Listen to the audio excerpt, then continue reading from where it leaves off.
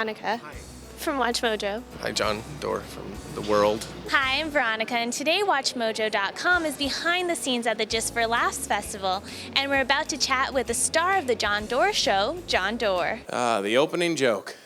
This is important. There's the real life Jon Dore, and then there's the Jon Dore that we see on your show. So what's the difference between the two? Why would you make that assumption? What do you mean? Is there a real Jon Dore and then the Jon Dore that we're getting on stage? Jon Dore? Is there a real Jon Dore and a real Jon Dore? Yeah. Let me ask you a question. Who are you? I'm Veronica. But deep down inside, who are you? Who are we? What are we? What are we doing here? I mean, we're mere specks on this planet in a cold, bitter, and different universe, and we all end up dead at the end of it. What's our meaning? That is a hard question. I know it's a hard question. How do you pick who you're going to pick on? Because you talk to the audience a lot. The thing is, like, you're not creepy with a mustache. You're not. But, like, you would be less creepy without one, right? Yeah. I don't. I just kind of go with the flow, and whatever kind of happens, happens. Yeah. Like, I mean, I'm pretty much going to tell the jokes that I tell. What if I pulled out a revolver and it blew my brains out right now? I feel really bad. Oh, it's all about you and your feelings. What about, okay, if you were to kill yourself, you had to kill yourself, okay, to save humanity. Well, first of all, would you do that? Probably. I would want guillotine. Yeah, because I would love to know if for just even like a tiny nanosecond, if you would still be able to feel your head falling, you know what I mean? And detach from your body. But you can never tell anyone if you did or not. Well, it's not about telling people, it's about experiencing it for yourself. Why, you're like you couldn't blog about it after. Well, are you gonna be cremated or are you gonna be in a coffin? You're gonna get cremated, that's a good thing to do, yeah.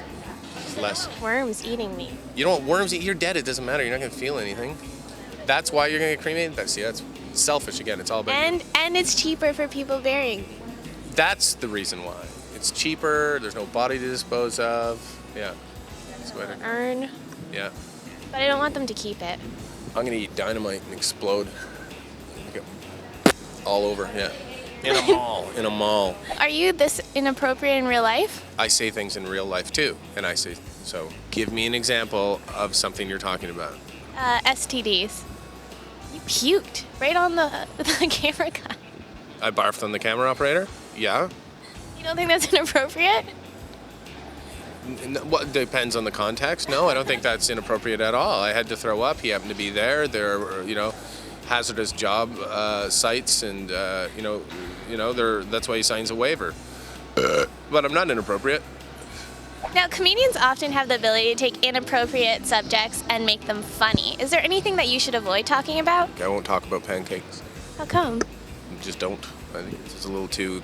People aren't ready for it yet. Don't clap. Don't clap. My grandma was killed by applause. Thank you. Just sensitive. Now, do you want to leave us with any final thoughts? Don't bother coming to see comedy. I mean, no real point to it. I mean, we're all just.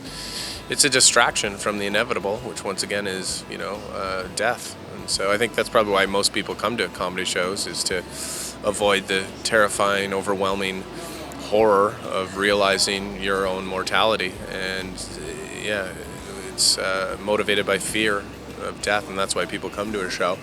But there are other things to do. I mean, museums, You have a way with words. Whatever.